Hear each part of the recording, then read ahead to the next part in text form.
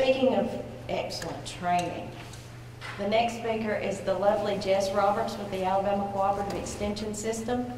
She has a master's degree in biological and agricultural engineering, and we're thrilled to have her. Thanks, Jess.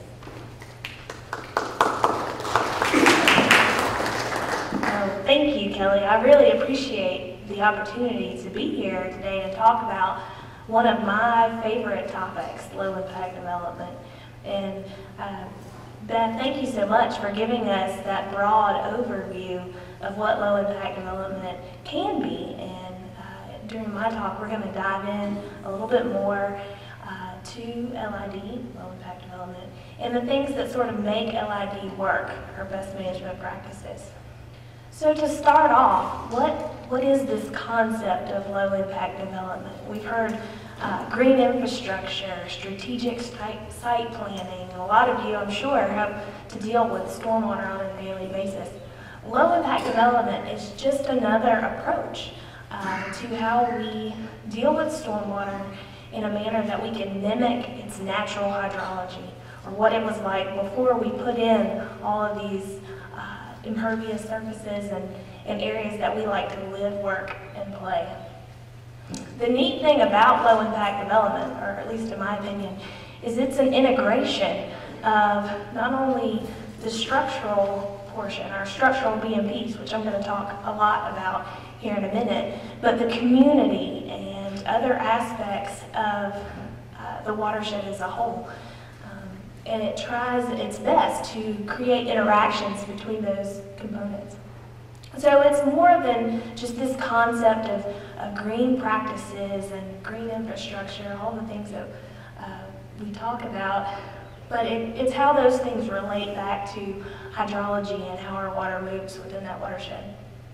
So just to sort of recapture, I think our immediate concerns are always the ones that we can best identify, the ones that we see frequently. And in terms of hydrology and water quality, the 5 here on the screen are of imminent concern, some of which I'm sure you all deal on a daily basis. The EPA lists our degraded and targeted streams based off a lot of these pollutants, so they, as I mentioned, they are of imminent concern. And you might ask, well, why are we concerned?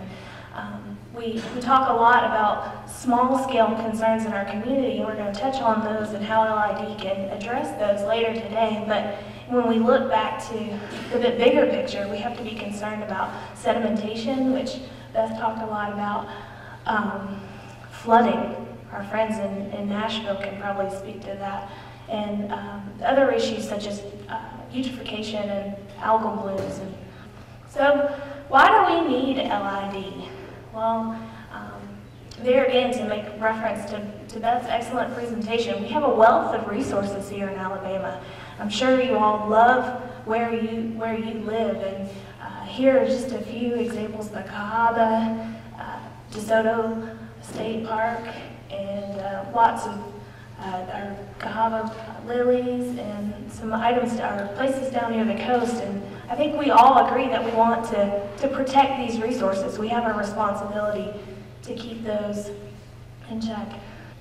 So on a flip side, or a whole other aspect, why are we so concerned about these? Well, number one, we have a responsibility due to the Clean Water Act that as regulated entities, we must account for the stormwater. And so I think as you hear more presentations today, we can all go ahead and accept some of the responsibility for some of these practices. Well, low impact development is somewhat of a new concept.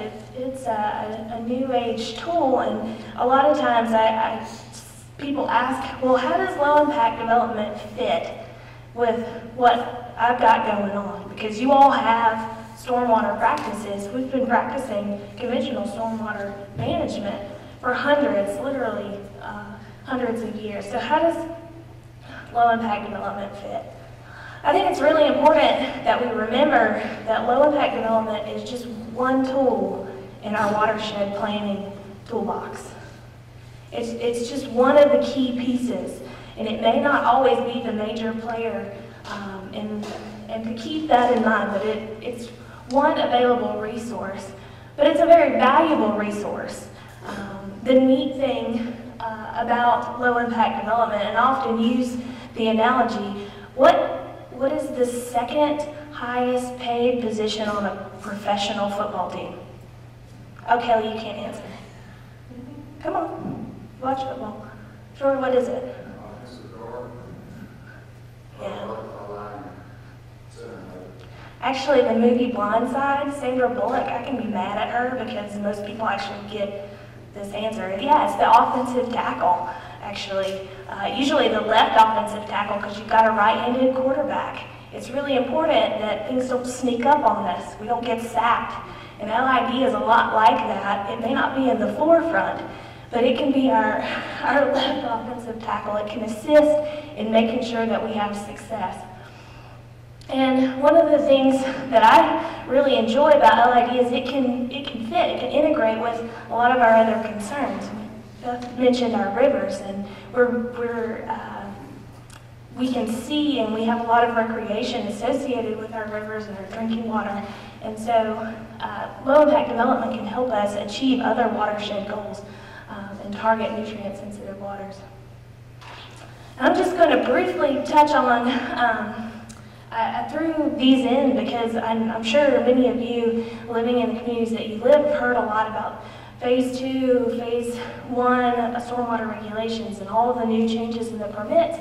And I think it's very interesting as we go through some of these low-impact development practices, just how they fit with these minimum control measures that we're all responsible for to EPA. So before we dive in a little bit more into the practices, I want to talk about some of the benefits and goals and why we should use LID. I think many times we hear and we're saturated with the fact that it's a great tool. Well, why is it so great?